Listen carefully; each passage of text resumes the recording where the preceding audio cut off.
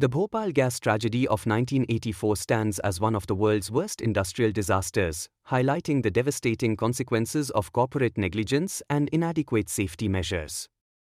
On the night of December 2 to 3, 1984, a toxic cloud of methyl isocyanate, MIC, gas leaked from the Union Carbide India Limited, UCIL, pesticide plant in Bhopal, Madhya Pradesh.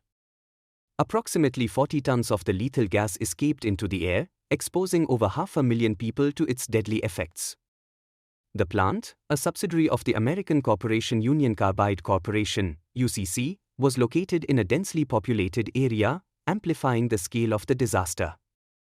The leak occurred due to water entering a storage tank containing MIC, triggering an exothermic chemical reaction that increased pressure and released the gas. Safety mechanisms, such as refrigeration systems and flare towers, had been disabled or were malfunctioning, exacerbating the crisis. The release of MIC gas caused widespread chaos. Residents, many unaware of the leak, inhaled the toxic fumes as they slept. The gas attacked the respiratory system, eyes, and internal organs, causing symptoms such as coughing, severe eye irritation, suffocation, and vomiting. Within hours, thousands of people died. Official records estimate the immediate death toll at around 3,000, but subsequent estimates by independent organizations suggest that the number of deaths exceeded 15,000 over the years. Over 500,000 people were affected, with many suffering long-term health issues such as respiratory problems, blindness, cancer, and neurological disorders. Many survivors continued to face chronic illnesses, including lung fibrosis, cancer, and reproductive disorders. Children born to affected parents exhibited congenital disabilities and developmental issues. Toxic chemicals remained at the plant site, contaminating the soil and groundwater. Even decades later, the area around the plant remains a toxic zone, impacting the health of subsequent generations. The tragedy raised serious questions about corporate accountability and the adequacy of legal frameworks governing industrial safety. In 1989, UCC reached a settlement with the Indian government, agreeing to pay $470 million in compensation, an amount widely criticized as inadequate given the scale of the disaster.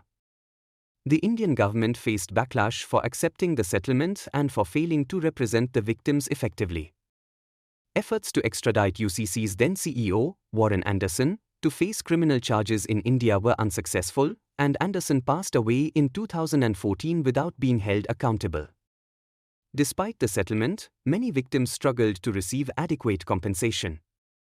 Bureaucratic hurdles and corruption delayed relief efforts, leaving countless survivors to fend for themselves.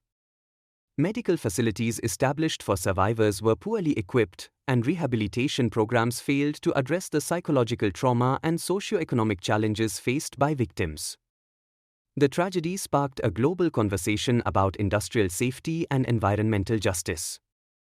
Survivors groups and activists have campaigned relentlessly for adequate compensation and healthcare for victims, decontamination of the affected site and surroundings, and stricter regulations on hazardous industries. The incident also led to significant changes in India's industrial policies. The Environment Protection Act of 1986 was enacted to prevent such disasters, and regulatory bodies like the Central Pollution Control Board, CPCB, were strengthened. The Bhopal gas tragedy remains a stark reminder of the potential dangers posed by industrial activities when profit is prioritized over safety. Key lessons include that companies must adhere to strict safety protocols and maintain accountability for their actions. Robust regulatory frameworks are essential to enforce compliance and prevent negligence. Educating local populations about potential risks and safety measures can save lives in emergencies, and effective disaster response plans and medical infrastructure are crucial in minimizing casualties during industrial accidents. Nearly 4 decades later, the Bhopal gas tragedy continues to cast a long shadow. While the world has moved on, survivors and their descendants still grapple with its aftermath. The tragedy underscores the urgent need for a balance between industrial growth and ethical responsibility.